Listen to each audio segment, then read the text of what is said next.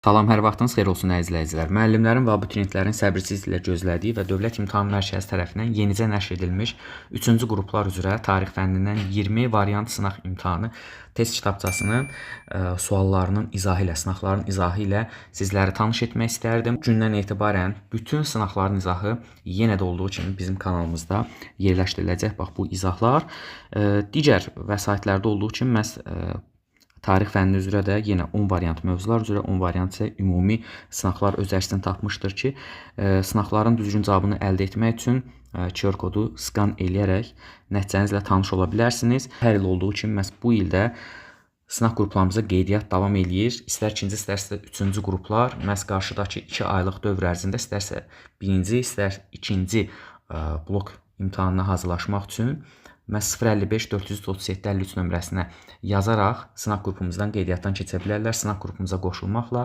siz Dövlət İmtahan Mərkəzinin bütün qəbul testlərini, model testlərini, həmçinin Dövlət İmtahan Mərkəzinin sınaqlarından ibarət olan testləri işləyərək onların düzgün cavabları ilə, izahları ilə, bütün sualların təbii ki də izahları ilə tanış olaraq imtahana mükəmməl səviyyədə hazırlaşa bilərsiniz.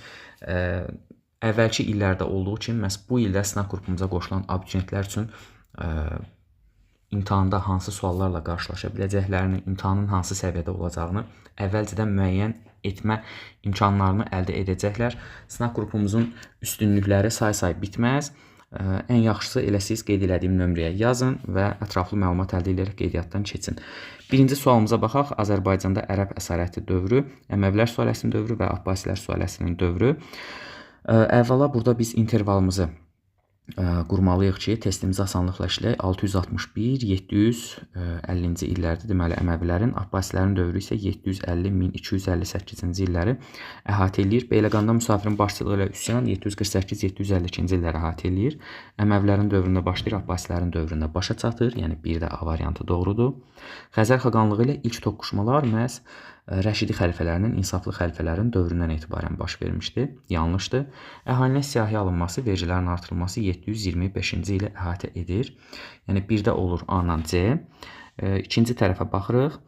İkinci tərəfdə də Abbasilərin dövründə Dəbil əmirliyi məhz əmirliyin mərkəzinə çevrildi fikri yanlışdır. Çünki artıq 8-ci əsrin əvvəllərindəki inzibati dəyişiklikdən sonra, yəni Əməvilərin dövründən etibarən Qafqazdakı Ərəb Əmirliyinin mərkəzi Bərdə şəhəri idi. O ilk dövrlərdə Dəbil idi mərkəz. Hərbi qənimətə görə xüms vergisinin alınması bu təbii ki doğru fikirdir. Xürrəmilərin Həştadsər döyüşlərində məğlub edilməsi qeyd edərdim ki, istər 1-ci Həştadsər, istərsə də 2-ci Həştadsər döyüşlərində Babəy 829 və 836-cı illərdə ərəb qoşunlarına qalib gəlmişdi. 1 AC, 2 B variantı oldu. Birinci sualımızın cavabı B bəndi.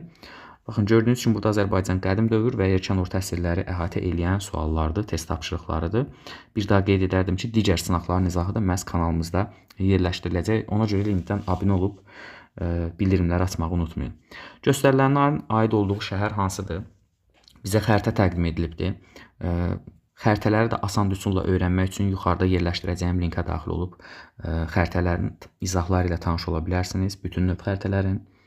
Albaniya dövlətin paytaxtlarından biridir. Bu Qəbələdə olub, Bərdədə olubdur. Qədim dövrlərdə Qəbələ, 5-ci əsrin ortalarından etibarən Bərdə. Lakin ikinci açar məqam bizə kömək edir. Hansı ki, Azərbaycanda Ərəb Əmirliyinin canişinlik mərkəzi olmuşdur və bu Bərdə və Dəbil şəhərləridir.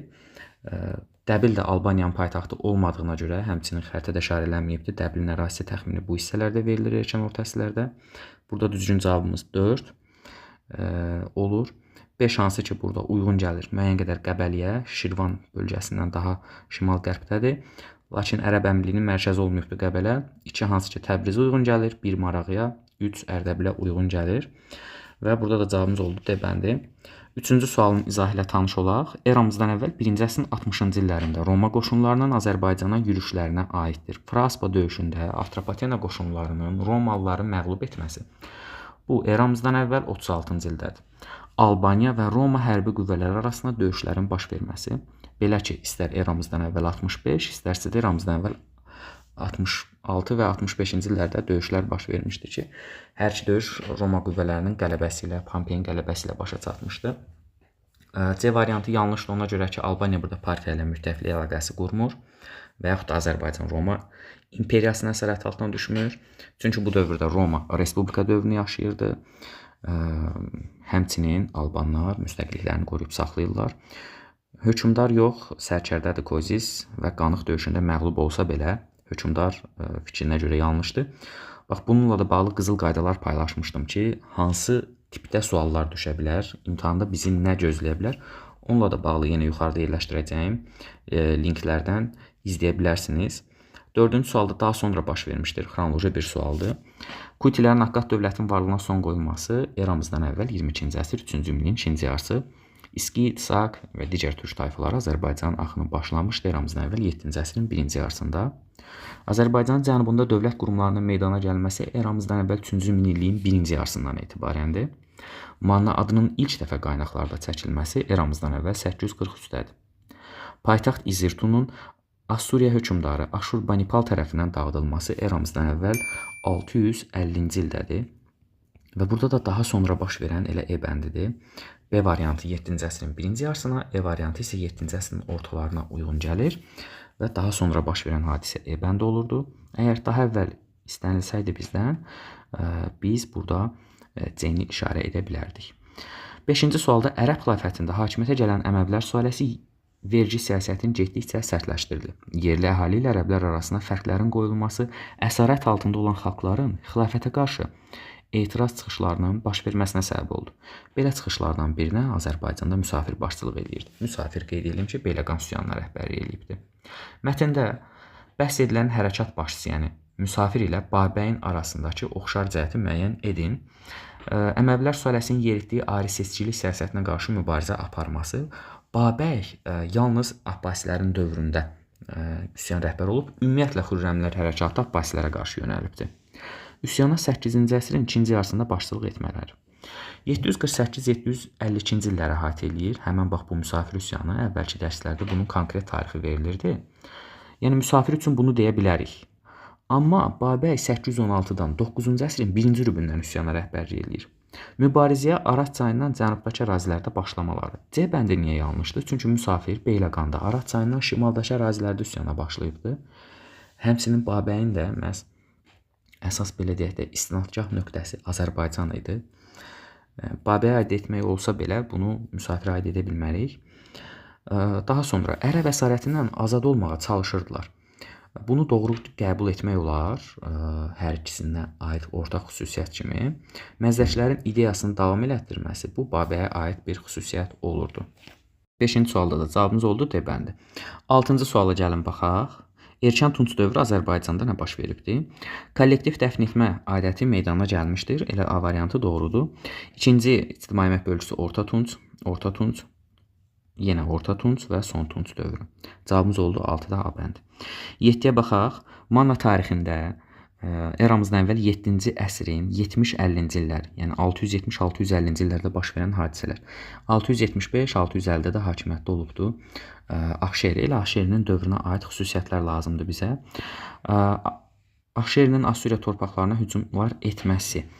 Hansı ki, Azərbaycanda türk tayfalarının məskunlaşmasından sonra Mannanın hərbi qüdrəti artır, hətta Assuriyanın sərhəd bölgələrinə yürüşlər təşkil edir müttəfiqləri ilə bərabər. Xalq üsyanı nəticəsində hökmdarın öldürülməsi. Bəli, bax bu adını çəkdiyimiz hökmdar üsyan nəticəsində öldürülmüşdü. Canişinlik sistemini İranzunun dövründən etibarən var idi. İskit-Sak tayfaları işğalçı hücumlar etməyibdi Manna ərazisinə, müttəfiq olublar. Urmiya gölündən şimalda yerləşən Manna ərazilərinin Urartu əsarətindən azad edilməsi. Qeyd edeyim ki, Ağşehirinin dövründə hər hansısa bir Manna ərazisinin azad olunması ilə bağlı məlumat yoxdur. Demək, 1-2 oldu cavabımız B bəndi. 8-ci sualda hadisə nəticə əlaqələrinin doğru verildiyi cavab lazım idi. Cavanşirin sui-qəsd nəticəsində öldürülməsi 681-ci ilə təsadüf eləyir. Mehranilərin hakimiyyəti isə 705-ci ildə başa çatır. Deməli, A bəndi yanlışdır. 1-ci Həmədan döyüşü ərəblərin Xürrəmləri məğlub edərək Həmədan şəhərini ələ keçirtməsi. Qeyd eləyək ki, 1-ci Həmədan 830-da olub və Babəyin qüvvələri lehinə olubdu.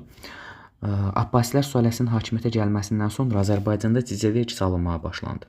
Qeyd edeyim ki, məhz Azərbaycana ilk ərəb hücumlarından etibarən, ilk xəlifələr dövründən etibarən cizyə vergisi var idi.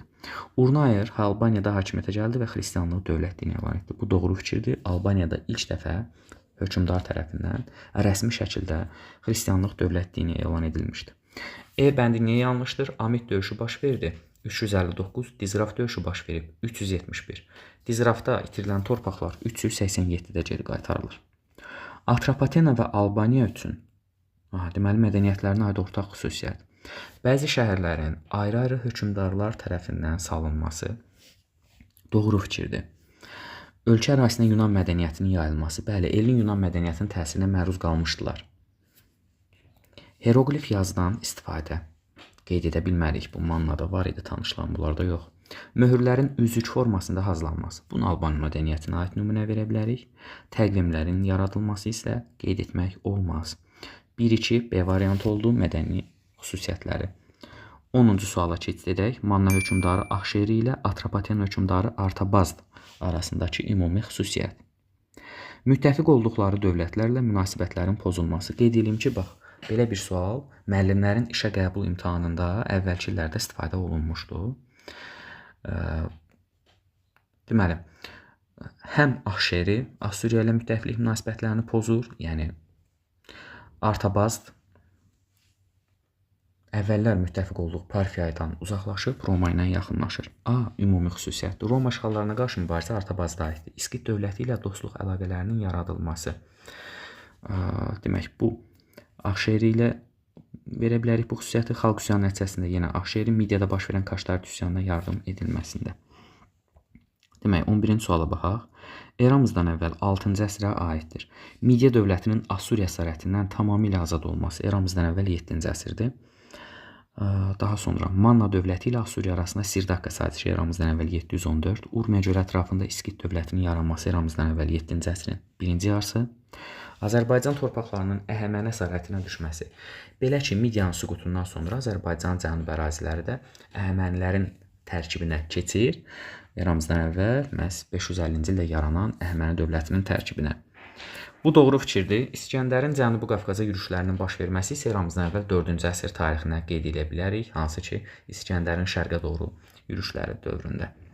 12-ci sualda Albaniya dövləti Arşakilər sülaləsinin dövründən fərqli olaraq, yəni 1-ci 510-cu illərdən fərqli olaraq Mehranilərin dövründə, yəni 630-705-ci illərdə nə edibdir? Sasanilərlə müttəfiq olaraq yad ellərə qarşı mübarizə aparması. Bax, bu ortaq xüsusiyyətdir. Arşakilərin dövründə müttəfiq olub Romalılara qarşı, Mehranilərin dövründə müttəfiq olub ərəblərə qarşı mübarizə aparıblar. Xəzərlərlə xilafətə qarşı ittifaq yaratmışdılar. Xeyr, bu hər iki sülalə üçün demək olmaz. Demək, Cavanşirə aid eləmək olar, harca Cavanşir gedir, diplomatik əlaqələr saxlayır. Hansı ki, amma sırf müttəfiq oldular, mübarizə apardılar fikri doğru deyil. Ərəblərin hücumlarına qarşı mübarizə aparılması, bəli, bu doğrudur. Az öncə qeyd elədik bunu. Paytaxtı yeni şəhərə köçürtmüşlər Arşakilərin dövründə, Qəbələdən Bərdiyə. İnzibati islahatə əsasən Sasani dövlətinin şimal qüsmü daxil edilmişdi. Deməli, Mərzbanlıq dövrü təsadüf eləyir Arşakilərin dövrünə. C variantı oldu. Eyler-Venn diaqramında Manna və İskit dövlətləri verilibdir.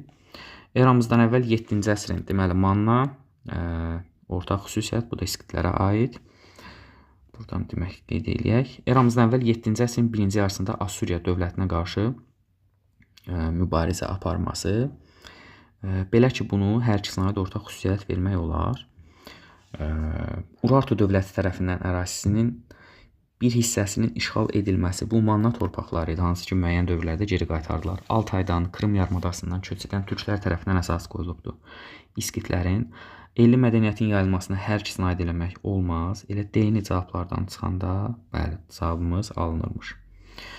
Və Midiya üzərində qələbə qazanması, bu da İskitlərə aid olurdu. Paleolit dövründən fərqli olaraq Neolit dövründə nə baş vermişdi? Əhali yığıcılıqla məşğul olurdu. Demək, ortaq xüsusiyyətdir. Təbiət qüvvələrinə inam meydana gəlmişdi Neolit dövründə, yox, paleolitdə idi. İstehlak təsərrüfatı tamamilə formalaşdı. İstehlak yox, istehsal olsaydı doğru olardı. İstehlak, çünki mənimsəmə təsərrüfatına sinonim kəlmədir, ifadədir. Heyvanların ovlanmasına ox və kamandan istifadə olunurdu. Bəli, mezolitdən etibarən ox və kaman var idi. Bunu Neolitə də aid eləmək olar. Təsərrüfatda bağçılıq və bostançılıq üstün yer tuturdu Orta Tunc dövründə. 15-ci suala baxaq. Aşağıda verilən hadisələrin Albaniya dövləti üçün yekun nəticəsini müəyyən edin. Azadlıq hərəkatından söhbət gedir. 2-ci Vaçenin azadlıq hərəkatından. Demək, 2-ci Vaçenin hərəkatı bildiyiniz kimi yatırılıbdır. Məhz Haylandur hunlarının köməyi ilə. Hökmdar 1-ci Vaçe yox, 2-ci Vaçe hakimiyyətdən uzaqlaşdırıldı. Bəli, Sasanilər Albaniyanın daxili müstəqilliyinə son qoydular. Albaniya bir müddət mərzbanlar tərəfindən idarə olundu. 463-487-ci illərdə. Haylandur hunlarının əsarəti olmur. Sadəcə Haylandur hunların köməkliyi ilə həmin o üsyan yatırılır, azadlıq hərəkatına son qoyulur. Kolt, Girdiman, Şakasena, Uti vilayətləri Roma tərəfindən işğal edildi. Dizraf döyüşündən sonra Mehranilərin də hakimiyyətinə ərəblər 705-də son qoyur. 15-ci sualda cavabımız oldu B bəndi. Və baxaq 16-cı suala. 16-cı sualın izahını paylaşmamışdan öncə bir daha xatırladım ki, sınaq qrupumuza qeydiyyat davam edir. Qeyd elədiyim nömrələrlə əlaqə saxlaya bilərsiniz. Müasir xəritədə ulduzla qeyd edilmiş ərazi Naxçıvan bölgəsidir. Naxçıvanın Orta Tunc dövrünə aid səciyyəvi xüsusiyyəti. Erkən şəhər mərkəzlərinin meydana gəlməsi. Bəli, Qarabağda olduğu kimi Naxçıvan ərazisində də, Urmiya ətrafında da Orta Tunc dövründə məhz erkən şəhər mərkəzləri meydana gəlmişdi. Qədim insana aid alt sənə sümüyü Qarabağ bölgəsindən tapılmışdı. İlk dəfə evlərin içində dini ibadətgahlar erkən Tunc dövrünə aiddir. Xaçmazdan, hansı ki biz aid eləyə bilərik, Qazağı deyə bilərik və D variantında Elli mədəniyyətinə aid nümunələrin mövcud olması. Bu arada qeyd edelim ki, C variantında bir məsələndə, bəli, Naxçıvanda da var hansı ki ibadətgahlar. Sadəcə olaraq bu Orta Tunc yox, erkən Tunc dövrünə aiddir. Bizə Orta Tunc dövrü lazım idi. Baxaq 17-ci suala. Əhəməni ağalığı dövründə Azərbaycanda nə baş vermişdi? Azərbaycan şimalda ilk qullar dövlətin meydana gəlməsi bu Albaniyadır. Bu da Əhəməninin süqutundan sonraya təsadüf edir. Kiçik Midiyada Qavmata üsyanı baş verdi eramızdan əvvəl 522-ci ildə. Bəli, bu doğru fikirdir. İranzu tərəfindən Mannada Canşin sisteminin yaradılması 740-719-cu illər. Selevki işğalı eramızdan əvvəl 223, Qavqamela eramızdan əvvəl 331. Həmçinin Qavqamelada da Əhəmənilər məğlub olublar, qalib gəlməyiblər. 643-cü ildə ərəb qoşunlarının Cənubi Azərbaycana daxil olmasının nəticəsində hansı ki A-da qeyd olunub ki, ərəblərlə Azərbaycan mərzbanı arasında sülh müqaviləsi imzalandı. Bəli, bu doğru fikirdir. İsfəndiyardan söhbət gedir. Azərbaycan işğalı hələ bu dövrdə tamamilə başa çatdırılmamışdı. Bələncər döyüşü şimalda olubdu, həm də məğlub olub ərəblər. Cavanşir bu dövrdə hakimiyyətdə olsa da onu kimsə hakimiyyətdən uzaqlaşdırmır və həmçinin E variantı da konkret olaraq yanlış bir fikirdir. 19-cu suala nəzər salaq. Xəritədə paytaxtı ulduzla işarələnmiş dövlətin 3-5-ci əsrlərdə Cənubi Qafqaza dair hücumlarına dair doğru fikirlər. Xəritədə ərazisi fərqləndirilən dövlət Roma imperiyasıdır və Roma imperiyasının 3-4-cü əsrlər Cənubi Qafqaza aid hücumlarına dair doğru fikirlərdə isə Sasanilər dövləti ilə bəli müharibə aparırdılar Cənubi Qafqaz uğrunda. Dizraf döyüşündə qalib gəldilər. Albaniyanın Uti, Şakasen və Girdiman bölgələrini işğal etdilər. Magneziya döyüşündə eramızdan əvvəl 190-cı ildədir. Lakin bu məhz Romanın qədim dövrünə aiddir. Atropatena və Parfiya dövlətlərinin yeni eramızdan əvvələ aiddir. Cənubi Qafqaz tamamilə işğal edilə bilmir. Roma qüvvələri tərəfindən Sasanilər üstünlük əldə edirlər. Demək 1-2 A variantı olur 19-cu sualımızın cavabı. 20-yə baxaq, xilafətin Azərbaycanda həyata keçirdiyi iqtisadi siyasətə aiddir. Ərəb tayfalarının Azərbaycanın strateji ərazisində yerləşdirilməsi. Belə ki, ərəblər bax bu tədbiri görüblər, lakin bu iqtisadi tədbir deyil. Özlərinə sosial dayaq yaratmaq üçün bu islahat tədbiri həyata keçirmişlər. Bütpərəstlər zorla müsəlmanlaşdırılması. İqtisadi tədbir deyil birinci növbədə. İkinci növbədə də belə bir addım həyata keçirmirdilər. Rabatların yaradılması, rabatlar hərbi məskənlərdir. Bunu hərbi tədbirə aid edə bilərik. Pul islahatına əsasən dövriyyədən Sasani və Bizans pullarının, saxta pulların çıxarılması, qərb pulların çıxarılması, bax bu ərəblərin həyata keçirdiyi siyasətin, iqtisadi siyasətin bir parçası idi. İqtisadi, siyasi, mədəni tədbirlər, bax bu kimi məsələlərdə çaşırsınızsa əgər, çətinlik çəkirsinizsə, onunla da bağlı izahımız var. Onunla da bağlı bir qızıl qaydamız var. Onun da izahını yuxarıda açıqlama bölümündə də, yuxarıdakı açıqlama hissəsində də qeyd eləyərəm, izləyərsiniz. Deməli, 1-ci əsrdə Albaniya dövləti üçün təhlükə törədirdi. Söhbət bizim eranın 1-ci əsrindən gedir və bu dövrdə əvvəla Roma Respublika yox, imperiya idi. Həmçinin Roma ilə mədəni, iqtisadi, siyasi əlaqələri mövcud idi Albanların bizim eranın ilk əsrində. Alan tayfaları bəli dağıtı yürüşlər eləmişdi. Parfiya təhlükəsi var idi cənubdan. Selevki dövləti ilə hər hansısa mübarizəsi olmayıb. Makedoniya imperiyası ilə isə eyni dövrdə mövcud olmayıb Albaniya dövləti. 22-yə baxaq. Alban hökmdarı Cavanşirin Xəzər xaqanlığı və Ərəb xilafəti ilə apardığı diplomatik danışıqların ümumi nəticəsi təbii ki, uğurlu olur. Baxmayaraq çox asılılığa düşür. Albaniyanın daxili müstəqilliyinə son qoyulmur. Müstəqilliyini qoruyub saxlaya bilir. B variantı doğrudur. Hər iki dövlətdən asılı olsa da müstəqilliyini qoruyub saxlayır. 1/3-ə qədər azaldılma məsələsi ərəblərdən ödədiyi vergidə idi. Bizansa qarşı ittifaqın yaradılmasını qeyd edə bilmərik. Albaniyanın dairəsi mərzbanlara həvalə edilmir. Cavanşirin öz ixtiyarında qalır. Eyni əsrdə baş veribdir. Cənubi Qafqaz uğrunda deməli Sasani-Bizans müharibələri eramızdan əvvəl 7-ci əsrdə də var. Justinianın dövründə də var. Amma sırf Cənubi Qafqaz uğrunda Sasani-Bizans müharibəsini biz hansı ki 7-ci əsrdə şahid oluruq. Albaniya sərkərdəsi Cavanşirin Sasani şah tərəfindən mükafatlandırılması Kadisiya döyüşündən sonra baş vermişdi 636-da. Bu da 7-ci əsrə uyğun gəlir. Elə deyəsən cavablarımız 1, 2. Savalan döyüşünə Xəzərlərin ərəbləri məğlub etməsi 8-ci əsrin 30-cu illərə uyğun gəlmir. Albaniyada Arşakilər sülaləsinin hakimiyyətə gəlməsi 1-ci əsrə uyğun gəlmir. 7-ci əsrə aid 1 və 2 oldu. Demək, bu arada qeyd edim ki, bax, bu da bu 1. 629-da müqavilələr də var idi. Sasani-Bizans müqaviləsi xatırlayası deyə bildirim. Manna və Midiya üçün oxşar cəhət eramızdan əvvəl 6-cı əsrdə süquta uğraması. Bəli, Manna eramızdan əvvəl 590, Midiya eramızdan əvvəl 550-də Əhəmənilərin hücumlarına məruz qalması. Bunu Midiyalılar üçün aid edə bilərik. Assuriya dövlətinə qarşı mübarizə hər ikisində var. Hansı ki, Mannada Axşerinin dövründə də mübarizə var. Midiyada biz Kaştaritinin Çaksarı deyə bilərik. Feodal münasibətlərinin mövcud olması konkret olaraq yanlışdır. Quldar dövlətlər, əhalisinin atəşpərəst olması yenə yanlışdır. Eramızdan əvvəl 22-ci əsrin əvvəllərində Kuti dövlət qurumuna aid olan hadisələri müəyyən edin.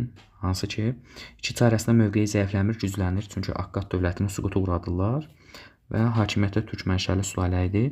Assuriya dövləti bu dövrdə mövcud deyildi. Həmçinin Kutilərlə də əlaqəsi yoxdur. Kuti dövlət qurumu ilə 2-3 olur doğru cavabımız. Baxaq 26-ya. Deməli, Atropatenanın Sasani imperiyasının tərkibinə daxil edilməsi 227-ci ildə xilafət tərəfindən ərəblərin Azərbaycana köçürülməsi 7-ci əsrin 1-ci yarısından etibarən, ilk işğallarından etibarən Dizraf döyüşü nəticəsində itirdiyi torpaqları geri qaytardı 387-ci ildə. Aquen Kilsə məclisinin çağırılması da yenə 5-ci əsrdə və ardıcıllığımız olur 1, 3, demək 4 və 2. Uyğunluqlara baxaq. Urartu Manna ərazilərinə hücumlarına son qoyuldu.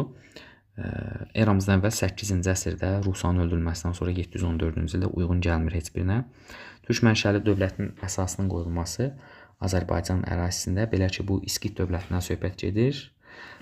1-ə B-ni qeyd edə bilərik. İskit dövləti Midiya tərəfindən işğal edilməsi eramızdan əvvəl 596-cı əsrə aiddir. 536-cı əsrə aiddir. Lullubi Tayfa İttifaqının dövlət qurumuna çevrilməsi eramızdan əvvəl 3-cü minilliyin ikinci yarısında olmuşdu. Situasiyamızla da gəlin tanış olaq. Demək, Sasani dövlətinə 5-ci əsrin sonlarında əhalinin vəziyyəti ağırdır. Belə bir şəraitdə mərkəzi hakimiyyətə qarşı, bax, bu üsyan, demək, söhbət Məzdəkilər hərəkatından gedir, lakin deyir, Qubad üsyançıları müdafiə etdiyi üçün taxtdan salınmışdı. Mənbədə bəhs edilən hərəkatın əvvəllər mövcud olmuş hansı dini cəryanın təsirinə məruz qaldığını yazın. Maniçiliyin, mani təliminin. Mənbədə bəhs edilən hərəkatın əsas ideyaları haqqındakı fikir yazın. Belə ki, onlar cəmiyyətdə sosial bərabərlik yaratmaq istəyirdilər. Ədalətli cəmiyyət qurmaq istəyirdilər. Sosial bərabərlik yaratmaq istəyirdilər. Maddi nemətlərin insanlar arasında bərabər bölüşdürülməsini irəli sürürdülər. Əlavələriniz, fikirləriniz olarsa mütləq şərh bölümündə qeyd edin. 30-da da cavabımız mənbədə bəhs edilən hökmdarın hakimiyyətini yenidən bərpa etdikdən sonra hərəkat iştirakçılarına qarşı keçirdiyi 2 tədbiri yazın. Deməli, 1-ci Qubad hakimiyyətini yenidən bərpa edir. Hətta bu ümumi tarixdən bizə məlumdur ki, Axunlar onlara kömək etmişdi. Qubada. Deməli, o artıq əvvəlki dövrdən fərqli olaraq hakimiyyətə gələndən sonra məzdəki nümayəndələrindən istifadə etmir. Hərəkat iştirakçılarına qarşı divan tutur. Hansı ki, hərəkatı yatırdır, hərəkat iştirakçılarını cəzalandırır. Bax, bu kimi fikirləri qeyd eləmək olar. Və bir daha qeyd edim ki, bütün növ sınaqların izahları, həmçinin bax 20 sınaq test toplusunun istər mövzular, istərsə ümumi sınaqların izahı kanalımızda yerləşdiriləcək. İlindən kanala abunə olub videonu bəyənməyi, bildirimləri açmağı unutmayın. İmtahanda hər kəsə uğurlar, diqqətinizə görə təşəkkürlər. Sağ olun, salamat qalın.